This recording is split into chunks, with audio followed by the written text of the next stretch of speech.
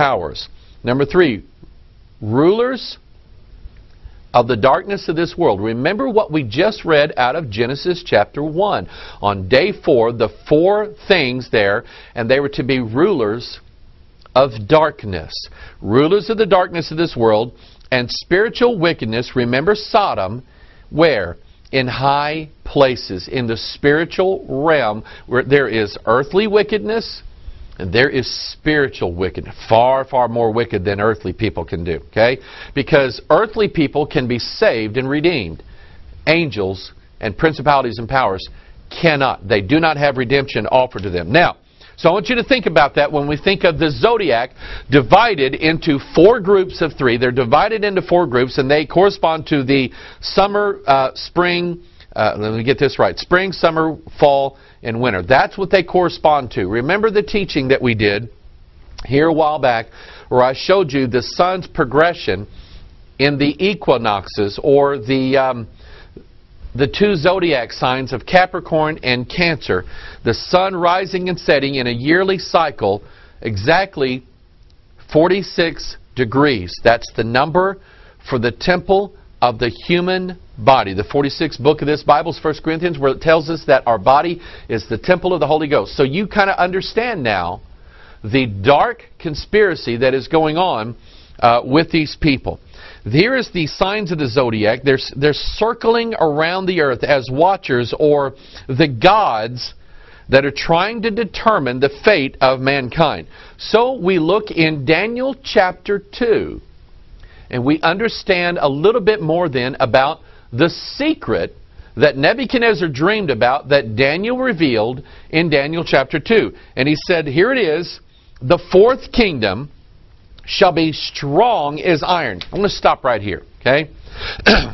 Study what astronomers, not astrologers, astronomers, the scientists who study the stars, understand what they know about these big gigantic balls of hydrogen or whatever gas inside of there. Is that even in our own sun, which is a star, inside of the core of these stars, there's this massive nuclear furnace going on. Okay? A furnace is an alchemical sign, by the way. And what it's doing inside of these gigantic star furnaces is that it's converting the elements inside of there to iron. And when you hear about a star that collapsed on itself, it fell. Okay, it fell in on itself. The reason being was that this star had converted so much of itself into iron. Iron's very heavy. That literally its own gravitation pulled itself in, and it collapsed, and its light went out. Think about that. That's why he's referring to this as the Iron Kingdom. The 4th kingdom shall be strong as iron, for as much as iron breaketh in pieces and subdueth all things. That is a dominion idea. And as iron that breaketh all these, shall it break in pieces and bruise. And whereas thou sawest the feet and toes, part of potter's clay and part of iron, the kingdom shall be divided. But there shall be in it the strength of the iron, for as much as thou sawest the iron mixed with miry clay. Now he's going to explain what that all is all about. In verse 42, and he said, as the toes of the feet were part of iron and part of clay, so the kingdom shall be partly strong and partly broken. And whereas thou sawest iron mixed with miry clay, they, the 4th kingdom, the principalities, powers, rulers of darkness, spiritual wickedness in high places, the zodiac signs, one of which is named Sagittarius. And Sagittarius is the emblem of a man that has been fused in with a beast. Where do you find out what the word zodiac means? They shall mingle themselves with the seed of men, but they shall not cleave one to another, even as iron is not mixed with clay. And so the emblem here, what God's telling us, what God is revealing in this gigantic secret here, is that this 4th kingdom, principalities, powers, rulers of darkness, spiritual wickedness, these evil angels, the New Age says that they're going to come down to the earth. Now, God said in Revelation 12, that's not how it happens. They're cast down. I threw them out. Remember when God told Joshua to go into the land, He said, get these people out of here. Get them out. They're not to be in my kingdom. This is exactly an earthly picture of a heavenly idea. God's kicking them out. So they're not floating down the earth. They're falling to the earth. I want you to think of stars falling. Wait till you see where I'm going with this. Okay? So anyway, they shall mingle themselves with the seed of men. The seed of men is man's DNA. Now, here's the really interesting part. The news came on one morning. I got up. I'm trying to wipe the sleep out of my eyes, and they said, oh, 13th sign of the Zodiac. I'm going, okay, 13.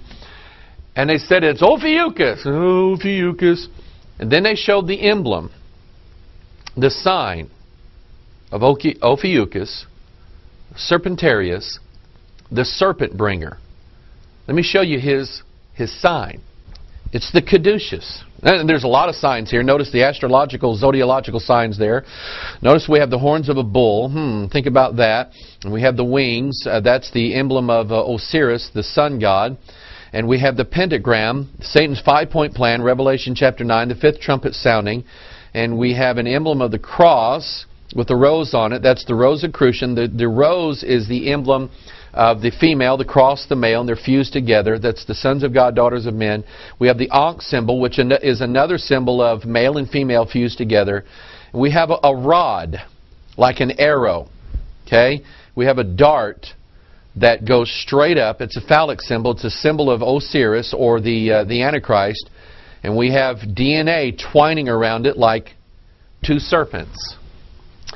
That's the symbol of the serpent bringer. So this, when they say that the zodiac is being transformed, it represents the transformation of mankind.